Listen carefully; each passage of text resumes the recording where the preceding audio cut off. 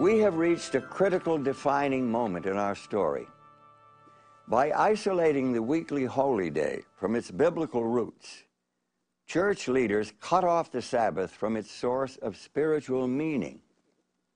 It would become a hollow formality, a political hot potato, a test of authority, and a pawn in a centuries-long power struggle. Sunday was an attractive replacement for Sabbath because Sunday was beginning to draw to itself a certain amount of aura because of new developments in the pagan religion that made Sunday the day of worshiping the sun and thinking of the sun.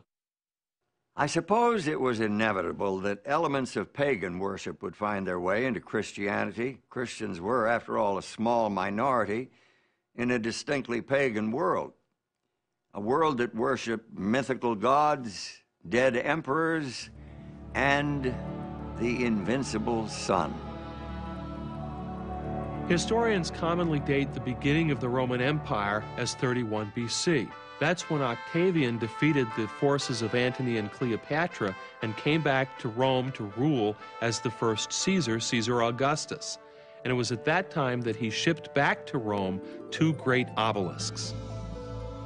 One of those he set up in the Circus Maximus.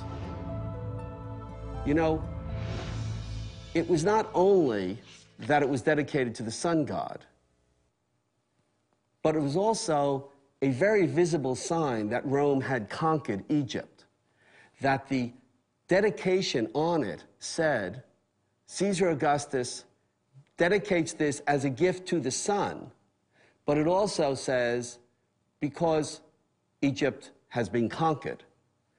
And so the people who came to the Circus Maximus to watch the games could see not only this dedication to the sun, but also the realization that the Roman sun god had prevailed over the Egyptian sun god. Reports from the mid-1st century provide additional evidence of the popularity of sun worship.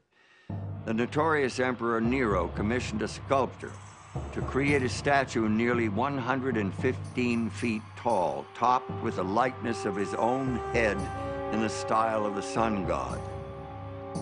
When Vespasian built his great amphitheater, which we call today the Colosseum, he took that enormous colossus is the ancient word for statue, that enormous colossus of Nero, changed the features on the face, and dedicated it to the sun god.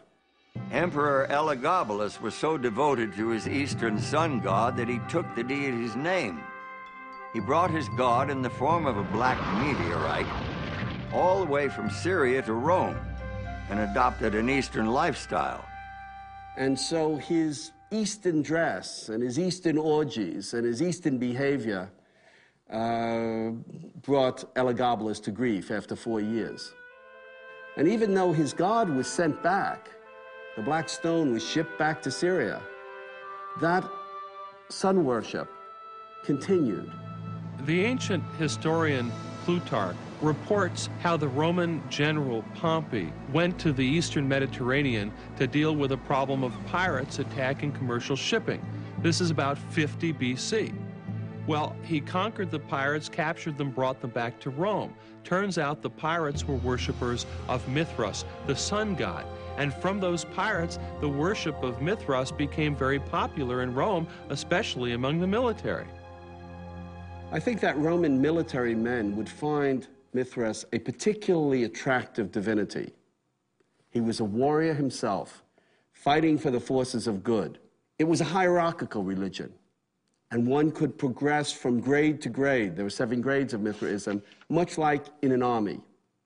And thirdly, it was a religion of brotherhood and fellowship. They would meet together not only to worship their god, but to eat a meal in common.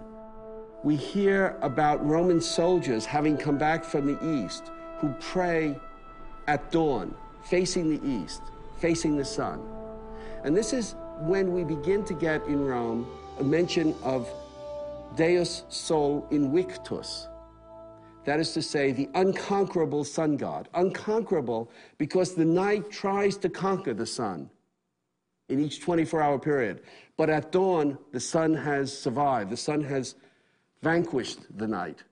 The importance of sun-worshipping cults in the Roman Empire is shown during the reign of Aurelian, who was emperor from 270 to 275 AD.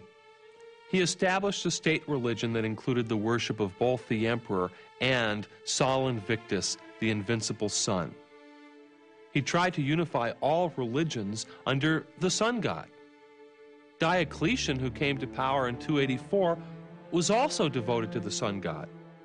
He maintained Aurelian's principle of a state religion and even declared himself to be a god. Eventually, he ordered the persecution of Christians.